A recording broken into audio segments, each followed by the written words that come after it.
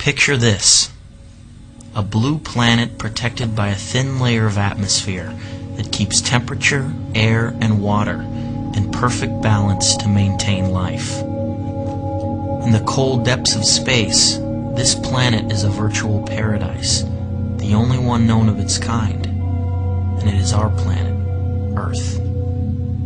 But something is wrong. The life-sustaining systems on this planet are breaking down. What happened? Us. Human civilization and our relentless consumption has brought this planet to the brink. But specifically, our destructive addiction to one single resource may push us over the edge. And that resource is oil. Oil is essentially ancient sunlight. Since the dawn of time, plants captured sunlight. After billions of years of decomposing in the earth, this fossilized sunlight became a fuel: oil, coal, or gas. This ancient sunlight has become modern civilization's battery pack. The problem is, oil is a finite resource. We are running out of the very thing our society is dependent on in order to function. But worse, our burning of oil and other fossil fuels has dumped over 700 billion tons of carbon pollution into the atmosphere, as if it were a sewer. We are altering life on this planet as we know it. How? The accumulated pollution causes the atmosphere to trap more of the sun's heat. The Earth's surface temperature is actually going up. This is what is known as global warming. Warming, that almost sounds inviting. That in a world 20 years from now, we will all be living in a tropical paradise, where the extent of our problems will be pondering which SPF sunscreen to use. But don't be fooled.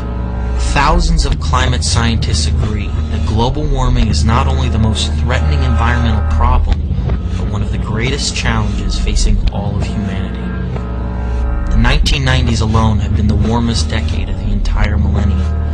Temperatures have already gone up by 1 degree Fahrenheit in the last century. Maybe that doesn't sound like a lot, but it is. It only took 4 small degrees to shift us out of the last ice age. When you turn on the TV and you hear about killer heat waves, extreme weather conditions, freak storms, drastic flooding of cities, rising sea levels, giant chunks of ice breaking off from the Antarctic, coral reefs bleaching out and dying, make the connection. It is global warming and climate change. In the face of this disaster, what have big corporations and politicians done about it?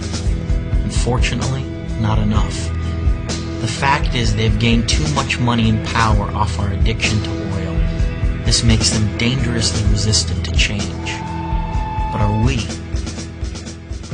We must demand a separation between oil and state. We can get off oil and slow down global warming. We can use energy more efficiently and support renewable, clean energy sources, new green technologies that don't burn carbon like hydrogen fuel cells, wind and solar power. We can vote for leaders who care about protecting your health, the air, and the environment. We can support nonprofits who are making a difference. We can be environmentalists. So get educated, stay educated. For years, we operated under the belief that we could continue consuming our planet's natural resources without consequence. We were wrong.